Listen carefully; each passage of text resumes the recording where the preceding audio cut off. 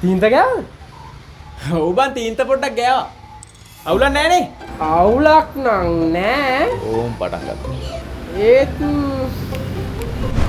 මේ මෙතන හරියට තීන්ත ගෑවිලා නෑනේ.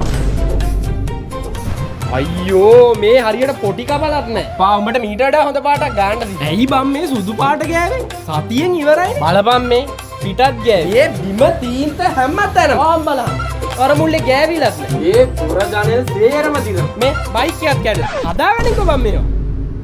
බිත්තිය බයික් එක කොහෙන්ද මෙතනට? අපිට මොකක් හරි පෞද්ගලික ප්‍රශ්නයක් තියෙනවද මාත්තේ? පොලියට සල්ලි අරන් නේද තීන්ද ගෑ. ඒක ගෙවන්න දැන් ජොබ් එකකුත් නෑ නේද? නංගිත් පැනලා ගියා නේද? ගෙදෙට්ට වෙලා කකා බිබී ඉන්නවනේ. කැහුට් එක් වගේ බං කෙට්ටුත් වෙලා. තාම කෙල්ලෙකුත් නෑ නේද?